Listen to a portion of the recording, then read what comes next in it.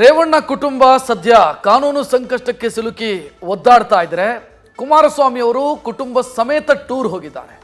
ಈ ವಿಚಾರಕ್ಕೆ ಸಂಬಂಧಿಸಿ ಕಾಂಗ್ರೆಸ್ ವ್ಯಂಗ್ಯವಾಡಿದೆ ಟ್ವೀಟ್ ಮಾಡೋ ಮುಖಾಂತರ.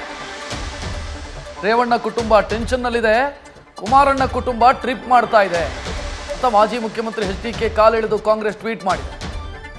ಆರೋಪಿ ಮರಳುತ್ತಾ ಇದ್ದಂತೆ ಬ್ರದರ್ ಸ್ವಾಮಿಗಳು ಟ್ರಿಪ್ ಹೊರಟಿದ್ದಾರೆ. ಹೊಣೆಗಾರಿಕೆಯಿಂದ ವರ್ತಿಸಿದ ಉದಾಹರಣೆನೇ ಇಲ್ಲ ಇವರು. ಪಶ್ಚಾತ್ತಾಪ ಇಲ್ಲದೆ ಟ್ರಿಪ್ ಮಾಡ್ತಾ ಇರೋದು ನಾಚಿಕೆಗೇಡು ಅಂತ ಕಾಂಗ್ರೆಸ್ ಟ್ವೀಟ್ ಮಾಡಿ ಕುಮಾರಸ್ವಾಮಿ ಅವರ ಕಾಲೆಳೆಯುವಂತ ಪ್ರಯತ್ನವನ್ನು ಮಾಡಿದೆ. ನೋಡ್ತಾ ಇದ್ರಿ ಕಾಂಗ್ರೆಸ್ನ ಅಧಿಕೃತ ಟ್ವಿಟ್ಟರ್ ಹ್ಯಾಂಡಲ್ ಅಥವಾ ಟ್ವಿಟ್ಟರ್ ಖಾತೆ, ಈಗ ಎಕ್ಸ್, ಅದರಲ್ಲಿ ಮಾಡಲಾಗಿರುವಂಥ ಟ್ವೀಟನ್ನು ನೀವು ಗಮನಿಸ್ತಾ ಇದ್ದೀರಿ.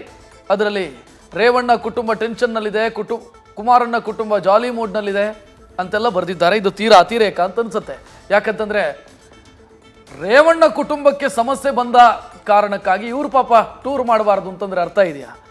ವಿಚಿತ್ರ, ಕಾಂಗ್ರೆಸ್ನವ್ರದ್ದು ಅತಿರೇಕ ಅಂತ ಅನ್ಸುತ್ತೆ ಈ ಟ್ವೀಟನ್ನೆಲ್ಲ ನೋಡ್ತಾ ಇದ್ರೆ. ಒಟ್ಟಲ್ಲಿ ಕುಮಾರಸ್ವಾಮಿ ಅವರ ಕಾಲೆಳೆಯೋದಕ್ಕೆ ಅವಕಾಶ ಅಥವಾ ಸಮಯ ಹುಡುಕ್ತಾ ಇರುತ್ತೆ ಕಾಂಗ್ರೆಸ್ಸು. ಈಗ ಈ ವಿಚಾರದಲ್ಲೂ ಕೂಡ ಹಾಗೆ ಮಾಡಿದೆ. ರೇವಣ್ಣ ಕುಟುಂಬ ಟೆನ್ಷನ್ನಲ್ಲಿದ್ದಾಗ ಕುಮಾರಣ್ಣ ಕುಟುಂಬ ಫ್ಯಾಮಿಲಿ ಟೂರ್ ಮಾಡಿದ್ದಾರೆ ಅನ್ನೋದನ್ನೇ ಮುಂದಿಟ್ಟುಕೊಂಡು ಅವರು ಕಾಲೆಳೆದಿರೋದನ್ನು ಗಮನಿಸ್ತಾ ಇದ್ದೀರಿ.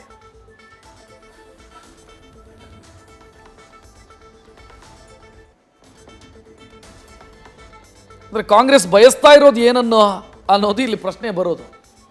ಟ್ವೀಟ್ ಮಾಡಿದ್ದಾರೆ ರೇವಣ್ಣ, ಅಂದರೆ ಕುಮಾರಸ್ವಾಮಿ ಅವರು ನೆಮ್ಮದಿಯಿಂದ ಇರಬಾರ್ದು ಅಂತಲೇ ಕಾಂಗ್ರೆಸ್ ಬಯಸ್ತಾ ಇರೋದಾ?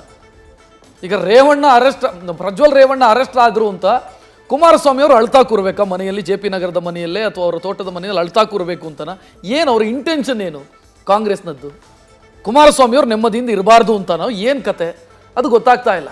ಒಟ್ಟಲ್ಲಿ ತೀರಾ ಅತಿರೇಕದ ಟ್ವೀಟನ್ನು ಕಾಂಗ್ರೆಸ್ ಮಾಡಿ ಕುಮಾರಸ್ವಾಮಿ ಅವರ ಕಾಲೆಳೆಯುವಂಥ ಪ್ರಯತ್ನವನ್ನು ಮಾಡಿರೋದು ಕಾಣಿಸ್ತಾ ಇದೆ.